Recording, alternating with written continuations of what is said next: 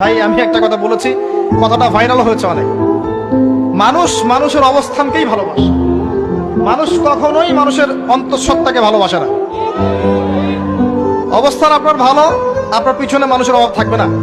আজকে আপনার ক্ষমতা আছে, পাওয়ার আছে, খ্যাতি আছে, ইত্যাদি আছে, মানুষ দেখবেন পিছনে ঘুরঘুর করছে এবং এরা কিন্তু সবাই সবার স্বার্থেই ঘুরঘুর করছে। এর বাইরে আল্লাহ পাক কিছু মানুষের মনে আল্লাহর পক্ষ থেকে মহব্বত দেন, এটা আলাদা বিষয়। আপনি মানুষকে সন্তুষ্ট করতে পারবেন না। পরিবার, বাবা মা, ছেলে মেয়ে, বউ বাচ্চা, কাউকে সন্তুষ্ট করতে পারবেন না। 100% আপনি কাউকে সন্তুষ্ট করতে পারবেন না। সারা জীবন করে যাবেন, আপনার বিরুদ্ধে অভিযোগ থেকেই যাবে।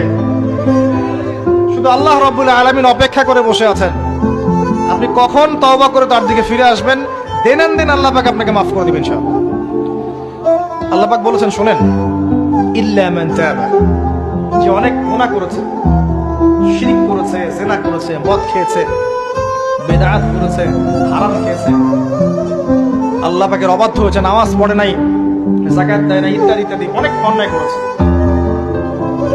একদিন তওবা করে ফিরে এসেছে। আল্লাহ পাক বলেছেন, ইল্লা মান তাবা, যে ব্যক্তি তওবা করে ফিরে আসলো, ওয়া আমানা, এবং ঈমান নিয়ে আসলো, ওয়া আমিলা আমালান সালিহান, এবং এখন থেকে সৎ আমল করা শুরু করলো, হোক সে নারী বা পুরুষ, যে কেউ, যে কোনো বয়সের, যে কোনো বর্ণের, যে কোনো ভাষার, যে কোনো দেশের, এগুলো কিচ্ছু যায় আসে না আল্লাহ পাকের। ইন্নাল্লাহা লা ইয়ানজুরু ইলা আজসামিকুম ওয়ালা ইলা সুওয়ারিকুম ওয়ালাকিন ইয়ানজুরু ইলা কুলুবিকুম ওয়া আমালিকুম। আল্লাহ পাক শুধু কলব দেখেন, আমল দেখেন, রক্ত মাংস বর্ণ এগুলো দেখেন না। আল্লাহ পাক ফিরে এসেছে, আমল, ঈমান এনেছে, আমল সালেহ করেছে। আল্লাহ পাক বলেছে, উলাইকা, এরাই তারা, ইউবাদদিলুল্লাহু সাইয়্যাতিহিম হাসানাত, এরাই সেই ব্যক্তি যাদের সমস্ত গুনাহকে আমি আল্লাহ নেকি দিয়ে পরিবর্তন করে দেব। আল্লাহ অপেক্ষা করছেন আপনার জন্য। ভাই আমি একটা কথা বলেছি, কথাটা ভাইরাল হয়েছে অনেক।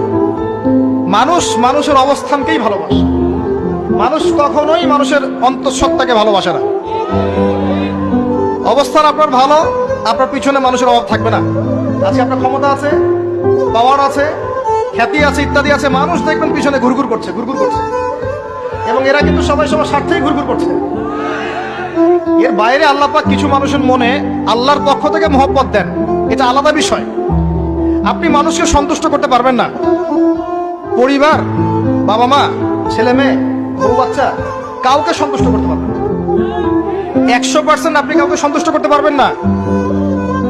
সারা জীবন করে যাবেন, আপনার বিরুদ্ধে অভিযোগ থেকেই যাবে।